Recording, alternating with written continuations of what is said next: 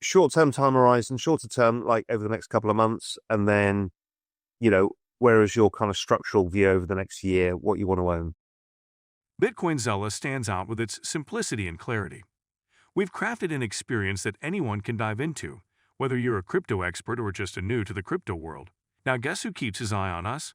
The author of best-selling book Rich Dad Poor Dad, Robert Kiyosaki. And we want to take this opportunity and thank all the people who trusted us, and we read every comment. And the best part, it's free.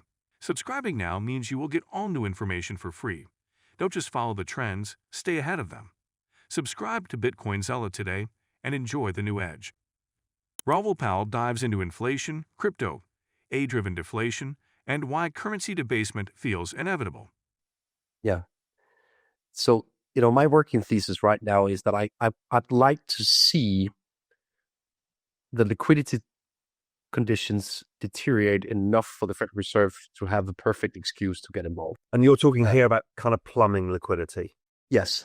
And I think we're getting there, right? With the markets that we've seen over the past weeks.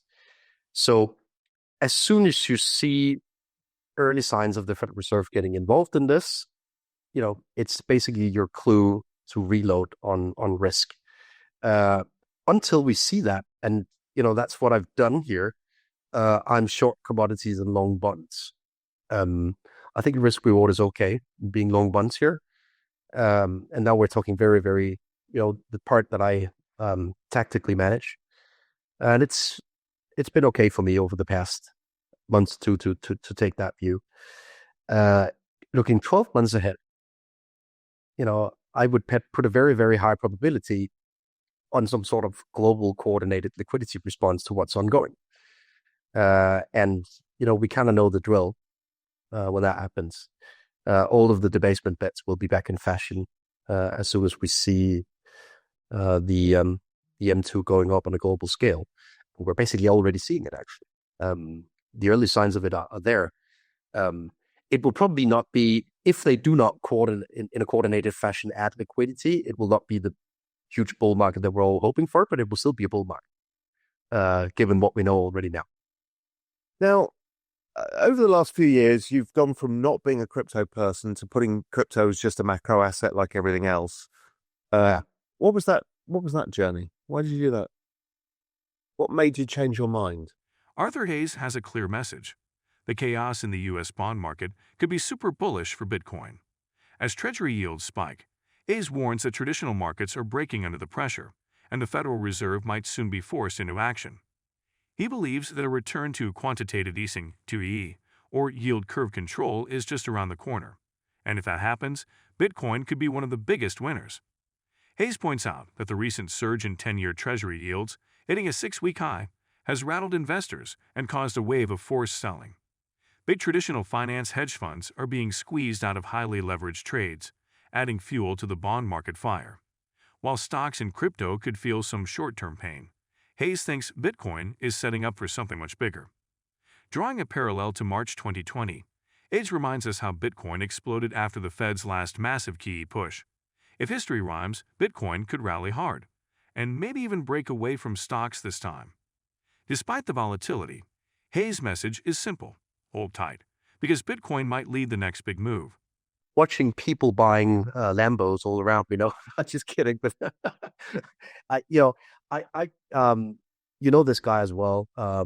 We called him Thor, and I grew up with this guy. He made a killing in crypto, and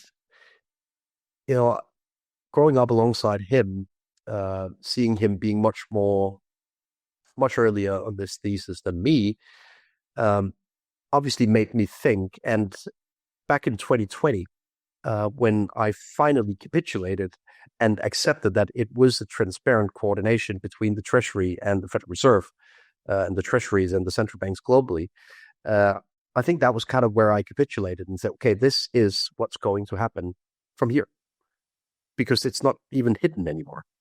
And therefore, it took me too long, I'd say, to recognize that it was here to stay. And the Silicon Valley Bank case was the final nail in the coffin. I remember you and I doing an emergency live, probably on the week after the Silicon Valley case, and you basically just leaned back and said they're going to, just going to backstop this. And having worked in banks and cooperated with bank treasuries, I was scared of that because, it was the first thing I saw when I entered the trading desk. It was Lehman, and it wasn't backstopped, right? And this felt Lehman-like when immediately when I saw I kind of got that PTSD from the Lehman crisis. And I told people that this is Lehman-like if they don't do anything. But they backstopped it, and they backstopped it immediately. And the defining moment for me was this. I think I can't remember his name, but a senator from Oklahoma asked Janet Yellen in Congress, maybe the week after Silicon Valley Bank, okay, if this was one of the community banks in Oklahoma, would you backstop that bank as well? Would you backstop my voters' deposits in such case? And she didn't give a clear answer. And that led to this whole deposit flight from regional banks into larger banks. Ultimately, the Federal Reserve and the Treasury Secretary basically more or less publicly stated, okay, we're also going to backstop the regional banks as a consequence. So the system is now backstopped officially. That was where I caved in, finally. So I made a lot of money on crypto, especially MicroStrategy in 2024 for tax reasons. I had the biggest position in that. But I'm here to stay now. Because you realize that it's the fastest horse to back in a debasement. Yes. The system is backstopped. That was what I learned from Silicon Valley Bank and the regional bank crisis. But it took me too long to acknowledge that everything is backstopped, because it essentially is. Bitcoin and stocks are on the move after President Donald Trump confirmed a 90-day pause on most tariffs, sending a wave of relief through global markets. Trump's announcement lit a fire under both crypto and stocks, with Bitcoin jumping 4.6% in under an hour to $81,300. Ethereum wasn't far behind, spiking 6.1% to $1,600, while XRP ripped 10% higher to $2.03, according to CoinGecko. The excitement didn't stop with crypto. Major stock indices rallied too, as the S&P 500 and Dow surged over 5%, and the Nasdaq shot up more than 8%. Trump's statement, posted on Truth Social, emphasized that the tariff pause would not include China. Instead, Chinese goods will now face a steep 125% levy, raising the stakes in the ongoing economic battle between Washington and Beijing. U.S. Treasury Secretary Scott Bessent praised the move, saying markets finally have some certainty after weeks of chaos. He described the new 90-day pause as creating a temporary floor after markets crashed on trade war fears. Despite today's rally, the tension leading up to the announcement had already taken a toll. On Tuesday, investors pulled a massive $326 million from Bitcoin ETF, marking one of the biggest single-day withdrawals since March. Still, with the crypto market now bouncing back, its total value climbed 3.1% to $2.63 trillion. Trump's tariff strategy has shaken markets before, but for now, investors seem eager to breathe again, and Bitcoin is leading the charge higher. If you've been with us so far, a big thank you. Don't forget to subscribe for free to Bitcoin Zella for your daily news. The link is waiting below. That's all for today's crypto news. Stick around for more updates, insights, and analysis on cryptocurrencies.